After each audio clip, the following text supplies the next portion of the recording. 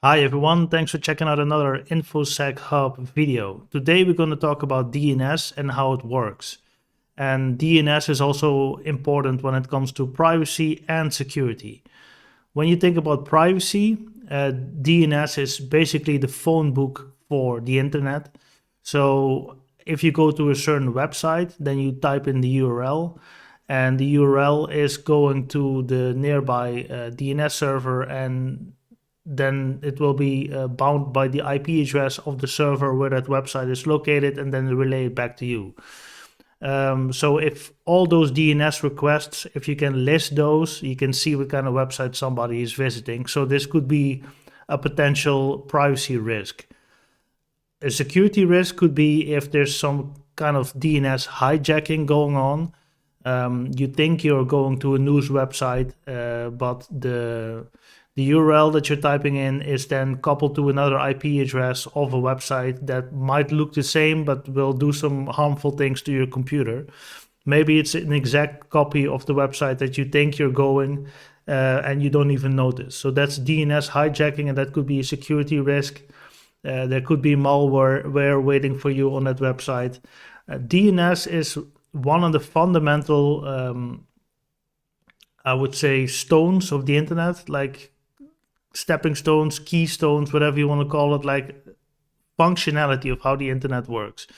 And in this figure here that you see in front of you, that's exactly how it's explained. So here, all on the left, this is you. So you want to, for instance, download something at beta.example.com. So your computer connects to the local DNS server. And what's the local DNS server? It might be locally on your own computer, but it might also be your router or your own DNS server that you have at home. Think about, you have multiple clients in the network, and they all want to connect to a news website. Then the local DNS server already knows that, okay, if a client wants to connect to that website, then this is the IP address, and it will resolve the DNS from your local DNS server. This could happen if you have a couple of websites that you visit frequently, and it will be stored in the local DNS server. But what, for instance, if the local DNS server doesn't know where the download is at beta.example.com, then it goes to the root server. So the local DNS server or your client will go to the root server and ask, where is this example at? Then there could be an answer that he knows, but it could also be that he doesn't know. And in this example here, third is I don't know, try asking .com authoritative server. So that's another server, and that's the top level domain DNS server. Top level domain is a DNS server on the internet. So not your own, not one that's managed by yourself.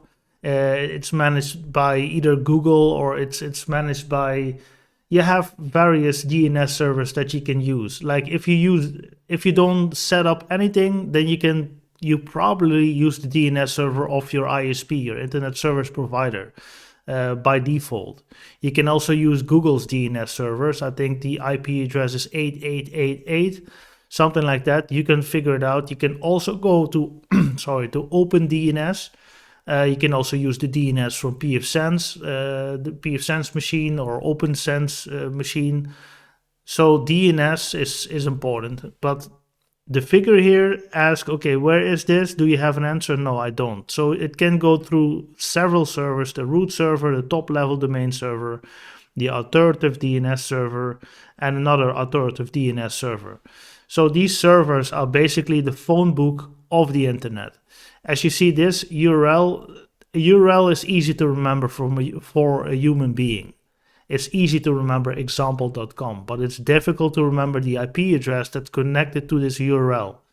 So with DNS, this DNS query, basically example.com, is then resolved to an IP address, because all the computers on the internet communicate with each other using TCP/IP. That's the language, basically. But for human beings, it's nearly impossible to remember all the IP addresses of the websites that you visit. So in this way, you go to the URL and the DNS resolves it to an IP. Again, you can have a local one that stores all the most frequently visited. You can have DNS cached, so it knows all these requests and then you're being resolved locally. If locally doesn't know where that website is located, what the IP address is, it can go to the root, the top level domain, and the authoritative DNS server. That's basically how DNS works. It's been around for very long. You use it while watching this video, for instance. I use it when I go to upload this video later. And it's just how the internet works. And then this can also be tampered with, of course. If you are really fond of your privacy, you should set the DNS server that you use. It could be in the browser. It could be in your server itself. It could be in your how you say this, the switch. If DNS resolves through your main switch, for instance, you could change the DNS settings in there. Usually if you have a switch/router, it has a DNS tab, and you can change the DNS settings in there, and you can change the DNS server. Again, you have OpenDNS and alternative DNSs that are more privacy friendly, so to speak. And DNS can be used for DNS hijacking, what I talked about earlier. Maybe I'll make a separate video of that as well. But this is the basis how DNS works. And this is basically the basis on which future videos can go as well.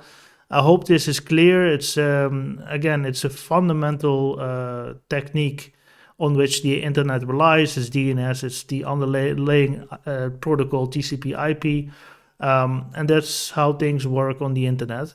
It's just an internet protocol. I want to thank you for watching another video, and as always, have a great day. If you have any questions or suggestions for future videos, please let me know in the comment section below this video. Thanks for watching.